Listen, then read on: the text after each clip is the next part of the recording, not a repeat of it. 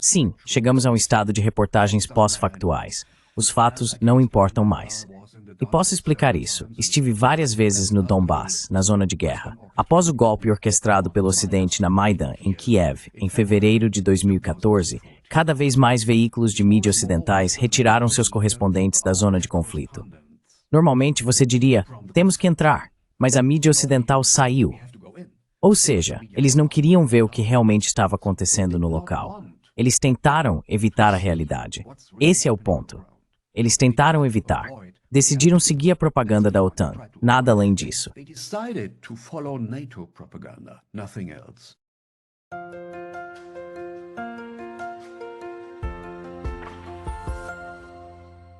Hello everybody. This is Pascal from Neutrality Studies. Olá a todos, aqui é o Pascal do Neutrality Studies e hoje estou conversando novamente com Patrick Babb, um jornalista e crítico de mídia alemão que escreveu os fantásticos livros em alemão Dos Dois Lados da Frente, Minhas Viagens à Ucrânia, e muito relevante para esta conversa, Pesquisa, um kit de ferramentas para criticar a opinião dominante.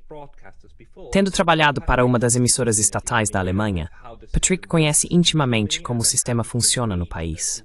E fico feliz que ele tenha concordado em me ajudar a entender um programa recente realmente bizarro da ZDF, que é a segunda emissora estatal da Alemanha, um pouco como a NPR nos Estados Unidos. O documentário ao qual me refiro se chama Os Ajudantes de Putin, ou Os Assessores de Putin. Ele conta de forma sensacionalista como Trump, Musk e outros próximos ao presidente dos Estados Unidos estariam em conluio com o Kremlin para minar os Estados Unidos. É sobre isso e sobre o estado paranoico da mídia alemã que queremos discutir hoje. Então, Patrick, seja bem-vindo de volta. Olá, Pascal. Obrigado por me convidar para o programa. É ótimo estar de volta. É ótimo ter você aqui, porque você realmente entende como esse sistema funciona e como ele acabou se transformando em algo que só posso descrever como paranoia. Deixe-me começar lendo para todos como esse documentário se apresenta na página inicial da emissora ZDF, certo? Não posso mostrar o documentário em si, porque ele tem direitos autorais e porque está em alemão, mas aqui está uma tradução de como ele se apresenta. O correspondente da ZDF, Johannes Hanno, descobriu conexões até então desconhecidas e explosivas entre os antigos adversários, os Estados Unidos e a Rússia, durante sua pesquisa.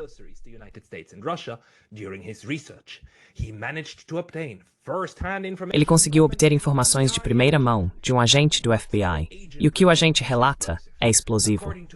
Segundo ele, os círculos privados e profissionais de bilionários da tecnologia dos Estados Unidos foram infiltrados por serviços de inteligência russos. Isso tem consequências para a segurança nacional dos Estados Unidos. Há um grande volume de evidências que sustentam essa afirmação, diz Jonathan Boomer, o denunciante do FBI. Patrick, quando você assistiu esse documentário, que tem cerca de 45 minutos, o que passou pela sua cabeça?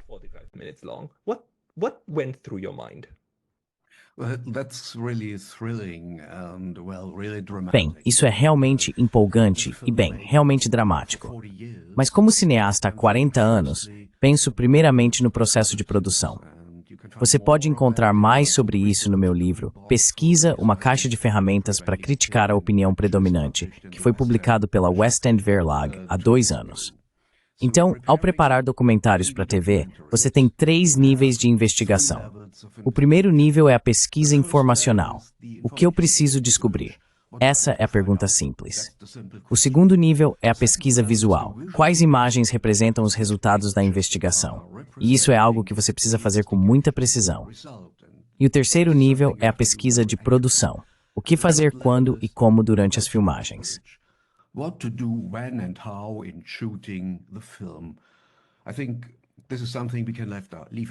Acho que isso é algo que podemos deixar de lado aqui.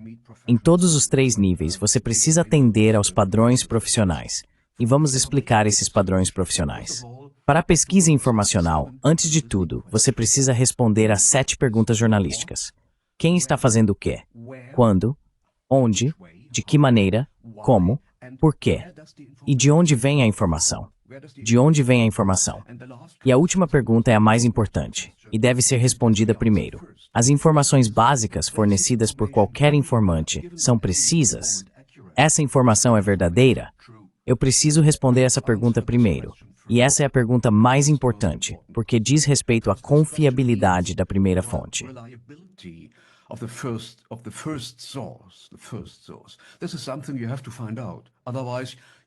Isso é algo que você precisa descobrir. Caso contrário, pode jogar o assunto no lixo. Trabalhar com fontes significa que você precisa dividir essas fontes em diferentes grupos. Em primeiro lugar, fontes escritas. Isso significa arquivos internos, documentos originais, que são provas concretas. O segundo são entrevistas, que também podem ser divididas em 3 grupos. O primeiro grupo são as testemunhas, ou seja, pessoas que estiveram diretamente envolvidas em processos políticos. O segundo grupo são pessoas que estão fornecendo opiniões, provavelmente representantes de uma parte em conflito. Por exemplo, representantes de partidos políticos, organizações não governamentais, empresas ou algo do tipo.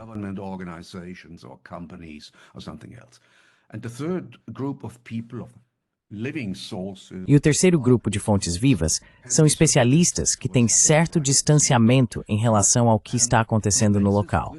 Com base nesse quadro, o autor pode criar uma hipótese com 4 elementos. Primeiro, ele precisa descobrir quem é o responsável.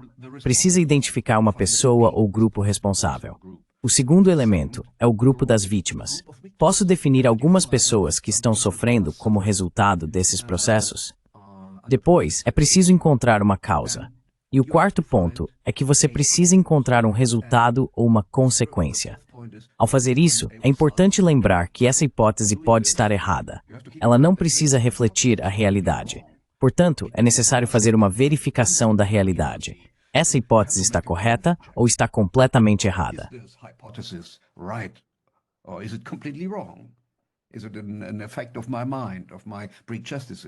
Isso é um efeito da minha mente, dos meus preconceitos ou de outra coisa. E, no geral, uma cobertura equilibrada significa apresentar todos os aspectos importantes da história. Isso significa não enquadrar a narrativa a favor de um lado. Isso não é permitido. Agora, gostaria de aplicar essas regras ao documentário que você mencionou. A primeira informação é confiável, de que Donald Trump foi influenciado por Putin. Essa é a hipótese. A resposta é: 2 comitês de investigação nos Estados Unidos, documentados no relatório Mueller e no relatório Durham, concluíram que não há uma única prova de que Donald Trump tenha ficado sob influência do Kremlin ou dos serviços secretos russos. Nenhuma testemunha pôde confirmar sob juramento que viu algo ou tinha qualquer evidência disso. Não há nada.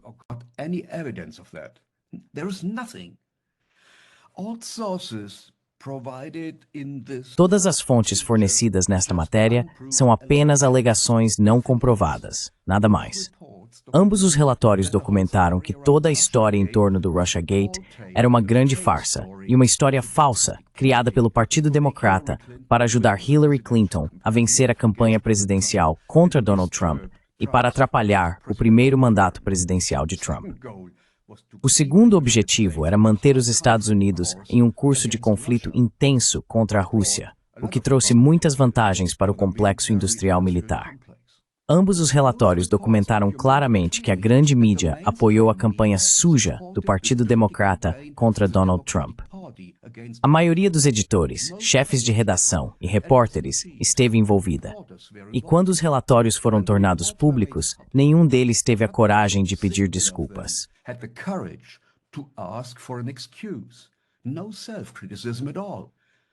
Nenhuma autocrítica. Isso mostra a completa depravação do jornalismo hoje em dia, não apenas do jornalismo americano. E o repórter do documentário, Johannes Hanno, está apenas repetindo alegações não comprovadas de fontes e informantes não confiáveis, com interesses próprios, que não foram identificados nem tiveram sua transparência garantida. Isso é uma violação grave dos métodos e regras do jornalismo. É completamente antiético, totalmente antijornalístico e apenas uma tentativa de produzir fake news para o público alemão. Não há qualquer verificação da realidade. O repórter está simplesmente relatando seus próprios preconceitos ou escrevendo o que seu editor-chefe quer ouvir ou ler. Isso não é reportagem. É uma espécie de projeção de suas próprias opiniões e preconceitos.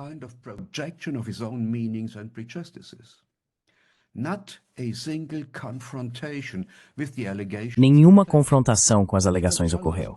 Um jornalismo preciso precisa confrontar os indivíduos afetados ou as pessoas sob suspeita e pedir uma declaração ou resposta. Em nenhum caso o outro lado foi ouvido ou confrontado. Isso é uma violação da principal regra do jornalismo. O outro lado também precisa ser ouvido.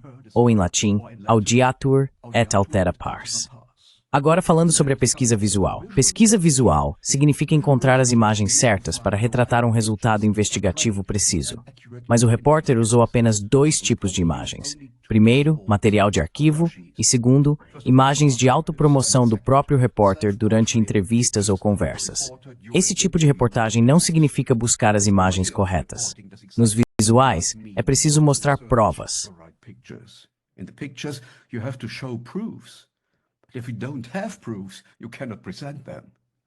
Se você não tem provas, não pode apresentá-las. Na escolha dos entrevistados, todos os especialistas criticam Trump e promovem alegações de que ele estava sob influência do Kremlin. Pode-se até dizer que era um agente de influência do Kremlin. Nenhum opositor foi entrevistado. A escolha dos entrevistados foi completamente unilateral, apenas uma construção de narrativa. A seleção do material de arquivo tinha apenas um objetivo: sublinhar e visualizar os preconceitos do repórter. Foi apenas uma espécie de enquadramento na direção desejada. As imagens das filmagens tinham como objetivo reforçar o caráter investigativo do documentário. Foi uma espécie de autopromoção como repórter investigativo. No geral, isso não foi uma reportagem precisa.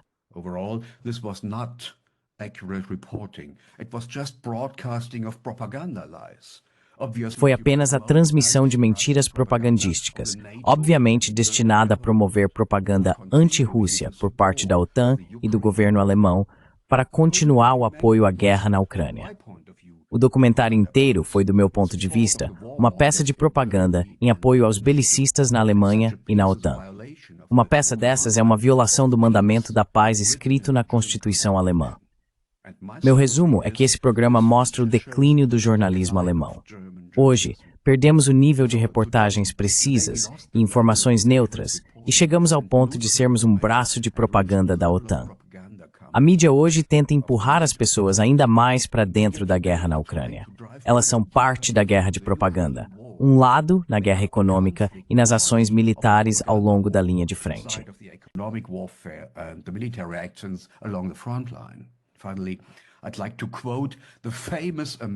Por fim, gostaria de citar o famoso romancista americano Hunter S. Thompson, que trabalhou como jornalista por mais de 50 anos. Em seu romance Medo e Delírio em Las Vegas, ele caracterizou sua própria profissão, os jornalistas. Permitam-me citar: a imprensa é uma gangue de cruéis. O jornalismo não é uma profissão ou um ofício. É um refúgio barato para desajustados e fracassados, uma falsa porta para o lado obscuro da vida. Um buraco imundo e fedorento isolado pelo inspetor de obras, mas fundo o suficiente para um bêbado se encolher na calçada e se masturbar como um chimpanzé numa jaula de zoológico. Até aqui, Hunter S. Thompson. Pode ser um pouco pesado. Um pouco pesado, sim. Mas ele sabe do que está falando.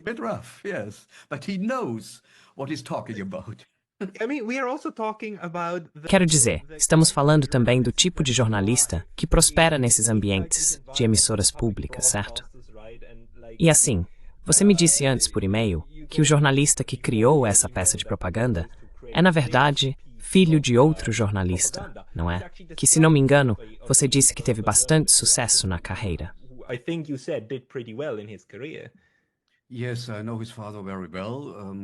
Sim, eu conheço muito bem o pai dele. Ele era um jornalista muito famoso, um repórter, um bom correspondente. E o filho dele, acho que para o johannisano tudo se resume à carreira e nada mais. Ele sabe exatamente o que o editor-chefe dele quer ouvir e ler. E isso é apenas, uma peça de propaganda para a OTAN. Não é uma reportagem precisa.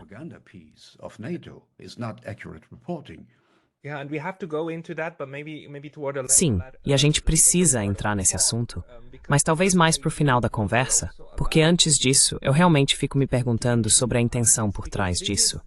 Isso é tão estranho para mim, Porque a propaganda está ficando cada vez pior e mais obviamente propagandística. Quero dizer, só para os espectadores, uma das pessoas entrevistadas foi um agente do FBI, que aparentemente se manifestou como denunciante. Realmente corajoso, sabe? Tentando jogar luz na escuridão. Mas a outra pessoa, uma das outras pessoas, era Nina Jankowicz. Nina Jankowicz, essa é a czarina da desinformação do presidente Biden.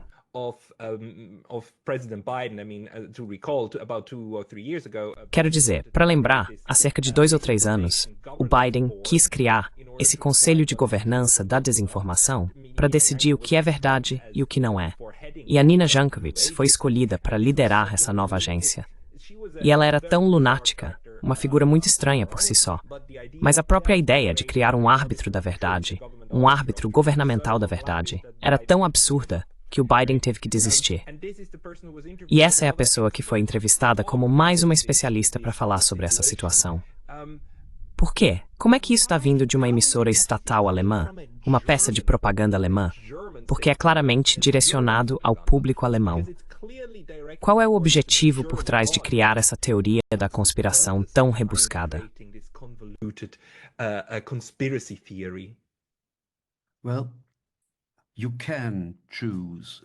Bem, você pode escolher essa senhora como entrevistada, mas precisa deixar claro o interesse pessoal dela.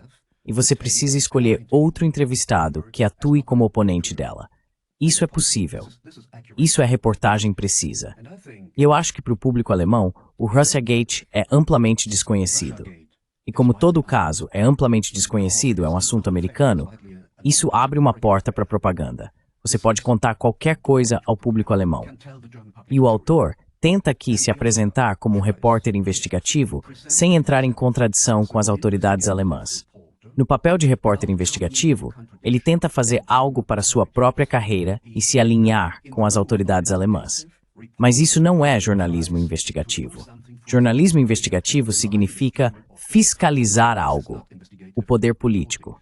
E isso é algo que ele não faz. Isso é o que o repórter não está fazendo. Ele não fiscaliza o poder político. Ele está se alinhando com o poder político e com a OTAN, com as autoridades na Landiu. E provavelmente ele vai sua tour para a feira.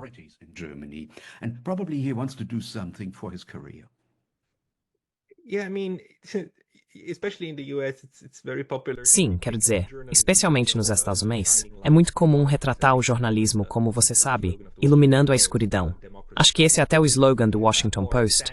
A democracia morre na escuridão. Ou enfrentar o poder, certo? Dizer a verdade ao poder. Mas esse tipo de coisa, quero dizer, ataca alguém que não tem nenhuma influência sobre você, certo? Não há coragem envolvida nisso tudo. E é claramente feito para enviar um sinal político e criar uma narrativa política. O fascinante é que isso é como uma narrativa alemã sobre o que está acontecendo nos Estados Unidos. Porque se fosse sobre o próprio governo deles, ou sobre, digamos, o AfD, o Partido Conservador de Direita, que todo mundo do lado liberal de esquerda odeia e despreza tanto, eu entenderia, porque esse é o seu próprio contexto político. Mas isso é até um contexto político estrangeiro. Como isso faz sentido para você?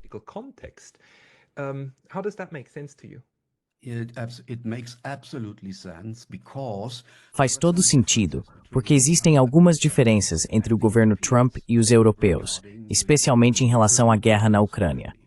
São duas posições políticas diferentes. Isso ficou evidente nas negociações de paz em Istambul que tivemos na semana passada.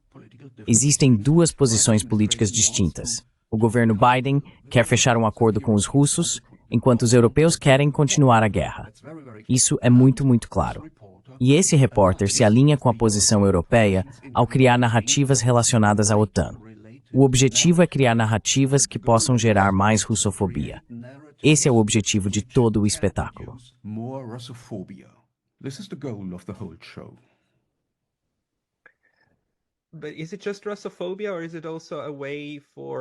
Mas será que é só russofobia? Ou também uma forma desse grupo de pessoas, dessa comunidade epistêmica, racionalizar o problema de que o principal aliado, ou eu diria até o hegemon, aquele que detém o poder sobre você, não está mais na mesma sintonia? Seu mundo mental desabaria se você tivesse que aceitar que o líder que você seguiu por tanto tempo agora não está mais alinhado com você, certo? Então, você precisa encontrar uma explicação para esse problema. Você precisa de uma hipótese auxiliar para voltar a fazer sentido do mundo. Aiding hypothesis to make sense of the world again. Bem, o cálculo dos europeus, e especialmente do governo alemão, é que, com sorte, o governo Trump fracassará na luta contra o Deep State nos Estados Unidos. Isso significa na luta contra os neocons, que estão no Pentágono, no Departamento de Estado e na CIA. O pensamento alemão é que, com sorte, o Deep State dos Estados Unidos, ou seja, os neocons do Partido Democrata, vai bloquear o governo Trump nesse caminho de paz. E assim, o governo alemão, a imprensa alemã e a mídia alemã querem se alinhar com o Deep State dos Estados Unidos da América. Com sorte, o mandato de Trump terminará em 4 anos e poderemos reiniciar a guerra com um novo governo democrata em Washington. Yeah, that makes good sense. Because they're on the same page. Sim, isso faz sentido, porque eles estão alinhados. O interessante aqui é que isso também vem de uma emissora pública. E se você pesquisar no Google ou olhar o tipo de programas que eles têm produzido, esse não é o único. Esse é um entre muitos, em que um programa de TV alemão tenta investigar algo que está acontecendo nos Estados para reforçar essa posição germano-europeia de como a guerra deveria estar se desenrolando. E essa demonização, é claro, de tudo como sendo Putin, guiado por Putin, conectado a Putin, ajudantes de Putin, certo? Connected Putin's helpers, right? All of this seems to allude. Tudo isso parece aludir a essa máquina excessivamente poderosa do Kremlin russo, que é como um Kraken, certo? Agarrando não só a Europa, mas também alcançando os Estados Unidos. E, curiosamente, são essas as pessoas que nos acusariam de espalhar teorias da conspiração e notícias falsas. Como você explica para si mesmo que isso simplesmente circula em um ambiente de mídia que oficialmente afirma ser livre? Não é o Estado, não é o Sr. Merz dizendo a todos o que reportar. Eles fazem isso por vontade própria. Como você explica isso para si mesmo? They do that of their own will. How do you explain that to yourself? Well, this is something my colleague Bem, isso é algo que meu colega Patrick Lawrence explicou em seu livro, Jornalistas e Suas Sombras. No jornalismo, o perigo de desenvolver uma personalidade dividida é muito grande. Você precisa seguir as regras dos seus editores e chefes de redação, porque são eles que dão as ordens. Na sua mente, você sente que aquilo não é um resultado investigativo preciso, mas você precisa do dinheiro da empresa. A maioria dos jornalistas divide sua personalidade em 2 partes. Uma parte é o jornalista que ganha dinheiro e a outra que desaparece em segundo plano é o jornalista que segue as regras éticas. Porque seguir regras éticas não é possível nesse sistema. É completamente impossível. E eu poderia explicar isso.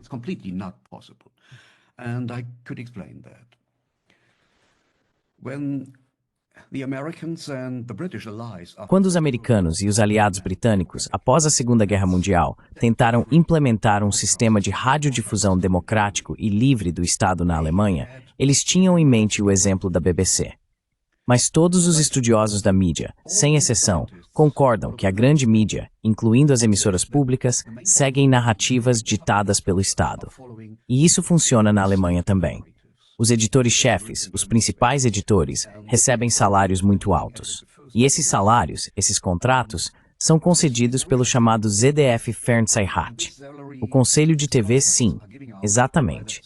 E nesse conselho você pode encontrar justamente os políticos que deveriam estar sendo fiscalizados. E essa é a principal contradição do sistema.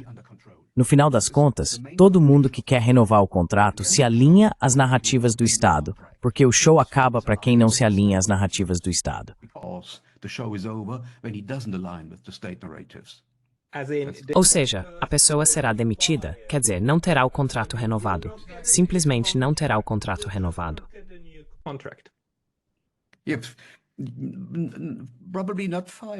Provavelmente não seria demitido, mas teria que voltar para um contrato com salário menor, por exemplo. Ou, como freelancer, você não conseguiria um contrato permanente. Ou, como freelancer, você não conseguiria um novo filme para fazer. Esse é o ponto. Você precisa sobreviver no sistema e precisa ganhar dinheiro. E essa é a principal questão. To survive in the system, and you have to make money, and that's the main question. Então, de certa forma, nos iludimos ao pensar que é possível construir uma mídia realmente livre e independente. Quero dizer, toda mídia é, de uma forma ou de outra, dependente de restrições sociais ou políticas. Exatamente. Exactly, that's completely right. You have an inequality of power. Isso está absolutamente certo. Existe uma desigualdade de poder. A imprensa é de propriedade privada e o dono, o editor, pode estabelecer as regras e determinar a linha política dos editores. Esse é o ponto. Line of the editors. That's the point.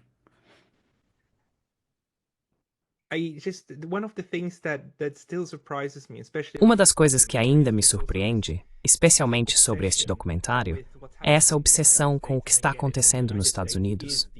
E eu entendo, quero dizer, os Estados Unidos são, digamos, politicamente o tomador de decisões mais importante para praticamente todo o europeu, porque as decisões tomadas em Washington têm um impacto direto sobre nós, já que somos os subordinados. E sabe, eu como suíço, acho que dependemos da UE e da Alemanha, mas a Alemanha e a UE dependem dos Estados Unidos, certo? É como se todos estivéssemos orbitando no universo dessas potências maiores. Mas esse nível de obsessão com líderes estrangeiros, e são dois, Trump e Putin, certo? Parece quase doentio neste ponto. O quanto as emissoras estatais estão tentando investigar esses líderes estrangeiros. Você tem alguma opinião sobre isso? Do you have any thoughts about this one? Yes. First of all, I have good contacts in the United States. Sim, antes de tudo, tenho bons contatos nos Estados Unidos. Estou em boas conversas com muitas pessoas. Visito essas pessoas, homens e mulheres experientes. E eu conheço por conversas privadas muitos eleitores do Trump. E essas pessoas são as chamadas pessoas normais. Caminhoneiros, bartenders, taxistas, operadores de internet e assim por diante. E essas pessoas são pessoas pobres e estão completamente frustradas com o governo Trump e com os democratas. E o resultado é que acabam se tornando eleitores do Trump. Isso é uma espécie de voto de protesto nos Estados Unidos.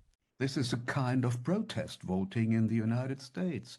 And this reporter, the author of this documentary shows... Esse repórter, o autor deste documentário, mostra que não entendeu nada sobre os Estados Unidos e os processos políticos de lá.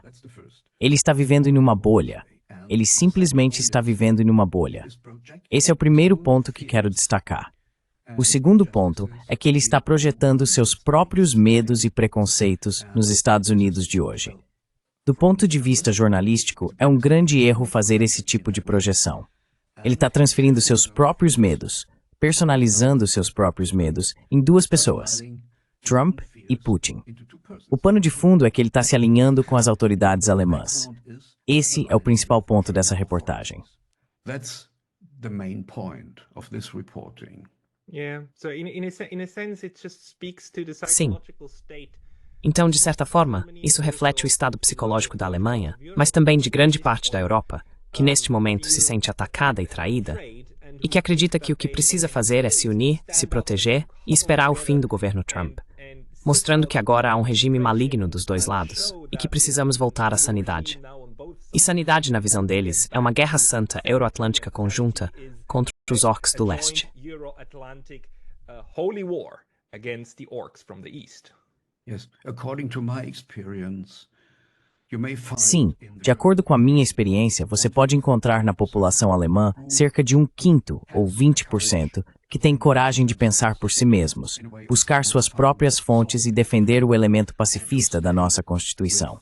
Mas 4/5 ou 80% alinham-se com as autoridades, projetando seus próprios medos nessas autoridades para se sentirem mais fortes. Esse é um comportamento antidemocrático, mas funciona. E funciona muito bem em tempos de crise e em tempos de guerra. Essas pessoas seguem os belicistas. E os jornalistas não são melhores. Eles fazem parte desse processo. and the journalists are not better. They are part of the process. Você diria que esses jornalistas são os pastores das ovelhas que seguem os belicistas? Ou eles próprios são ovelhas sendo guiadas, você sabe, pelas pessoas que detêm o verdadeiro poder? No, they are the sheepdogs. Ah, Não, eles são os outros cães pastores. Os outros cães pastores. E eles estão levando os espectadores e leitores cada vez mais fundo nessa guerra. Os jornalistas não são inocentes. Eles fazem parte do processo e fazem parte do processo de propaganda. Eles estão agindo como um braço de propaganda da OTAN porque acham que isso é bom para suas carreiras.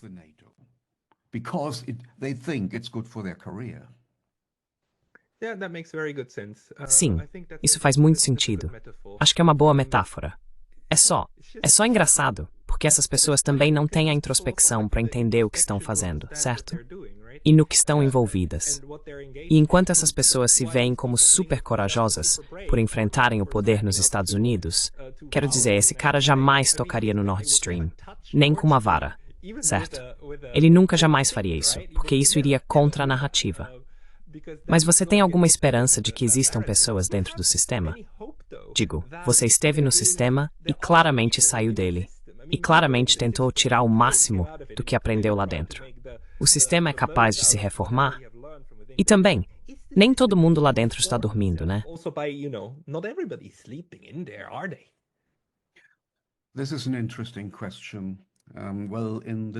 Essa é uma questão interessante. Bem, neste momento estou me lembrando de uma citação do romancista americano Upton Sinclair, que ele escreveu em 1934. Ele escreveu: "É difícil fazer um homem entender algo quando o salário dele depende de não entender isso." E eu acho que isso está completamente certo. Esses jornalistas não vão entender. Eles não podem entender. E eles não querem entender a verdade sobre essa guerra. Eles não querem entender, então não podem entender. Acho que a grande mídia está completamente perdida depois da crise do coronavírus, e especialmente na guerra da Ucrânia, porque a grande mídia está mentindo para o público em todos os países ocidentais.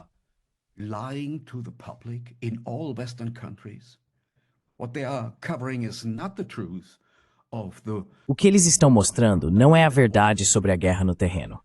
Eu sei disso, eu estive lá. E a grande mídia quer mentir para o público porque está recebendo dinheiro para mentir para o público. Então eu acho que a grande mídia está completamente perdida porque muitos bons repórteres e editores saíram do sistema. Eles saíram e agora estão envolvidos em novas mídias, como o seu programa, ou a revista Post Hill, no Canadá, na Alemanha, o Nachdenkzeitung, na Suíça publica semelhantes. Então, você precisa buscar outras publicações e possa aconselhar o público por volta de outras publicações. A grande mídia não é obter informações, é forte ou por desinformar.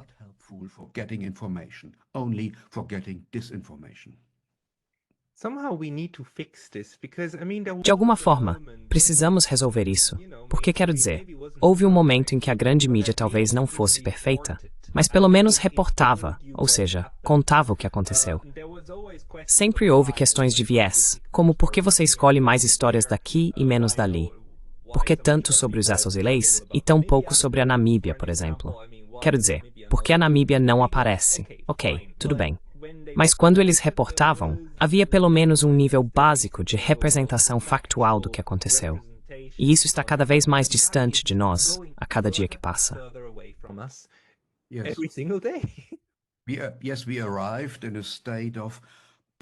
Sim, chegamos a um estado de reportagens pós-factuais. Os fatos não importam mais. E posso explicar isso. Estive várias vezes no Donbass, na zona de guerra. Após o golpe orquestrado pelo Ocidente no Maidan, em Kiev, em fevereiro de 2014, cada vez mais veículos de mídia ocidentais retiraram seus correspondentes da zona de conflito. Normalmente você diria temos que entrar, mas a mídia ocidental saiu. Ou seja, eles não queriam ver o que realmente estava acontecendo no local. Eles tentaram evitar a realidade. Esse é o ponto. Eles tentaram evitar. Decidiram seguir a propaganda da OTAN, nada mais. E assim, perderam o contato com a realidade. O próximo passo é deixar essa mídia para trás. Precisamos buscar informações em outras fontes. Esse sistema de mídia está completamente corrompido.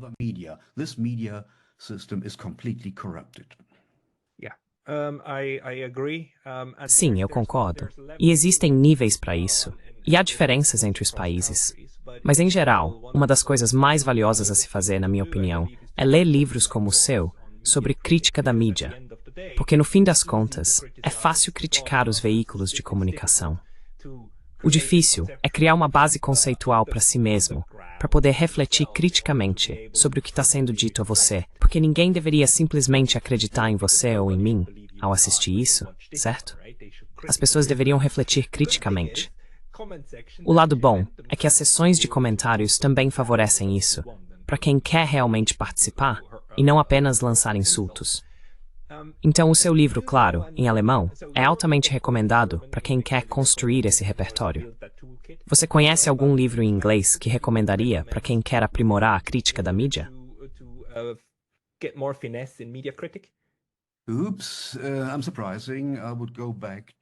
Ops, estou surpreso.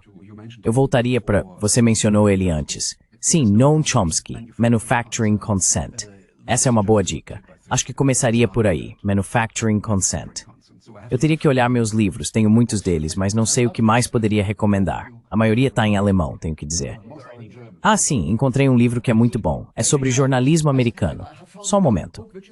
É um livro de Martin Lee e Norman Solomon, Unreliable Sources, que é realmente um ótimo livro. Ele explica muito sobre o jornalismo americano, o que também se aplica ao jornalismo alemão. Foi escrito há 40 anos, mas é muito bom. Aprendi muito lendo esse livro.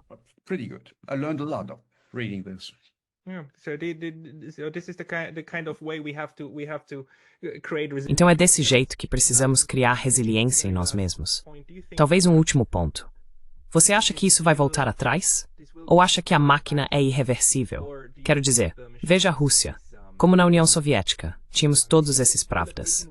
E pravda, se estou bem informado, significa verdade. E havia esses jornais, certo? E eles publicavam uma propaganda horrível naquela época. Mas em certo momento, isso se tornou tão transparente que as pessoas só consultavam o Pravda para entender o que os superiores queriam que elas acreditassem. Elas já não acreditavam mais de verdade.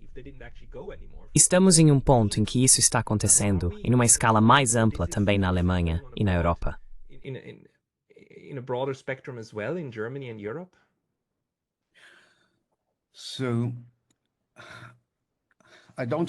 Então, eu não tenho muita esperança. Em uma época em que você tem trens e locomotivas, você não volta para os cavalos. Mas ainda haverá cavalos em zoológicos, por exemplo, ou para as crianças. E esse será o papel da grande mídia de hoje. Teremos a grande mídia como uma máquina de propaganda do Estado, mas apenas em uma pequena parte do mercado. E o maior mercado será o das novas mídias, das mídias alternativas. Então, estamos passando por uma grande mudança no cenário da mídia. E a grande mídia, na minha opinião, está perdida. E não podemos voltar atrás. Precisamos estar abertos às novas mídias. Precisamos buscar nossas informações nas novas mídias e trabalhar para as novas mídias. A outra parte é apenas a parte da propaganda. E será vista como uma máquina de propaganda, nada mais. Vá com os trens, não com os cavalos. Isso é só para os fins de semana.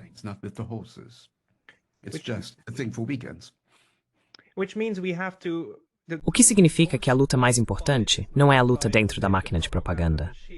A luta mais importante é manter o marco regulatório que permite que a mídia alternativa floresça, certo? Porque isso ainda podemos salvar. E dá para ver como as pessoas querem atacar isso também, não é?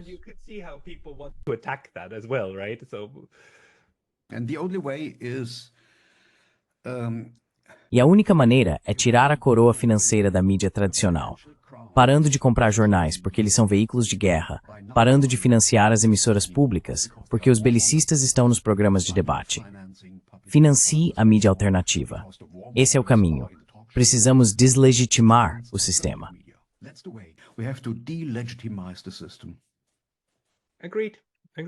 Concordo. Concordo.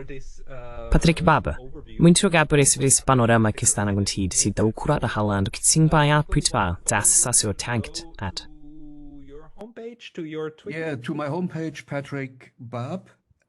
Sim, para minha página inicial, Patrick Baba de, ou eles podem seguir meu canal no Telegram, em Patrick Sirloin. Pessoal, confiram o trabalho do Patrick Baba. Patrick, muito obrigado pelo seu tempo hoje. Obrigado por participar do programa.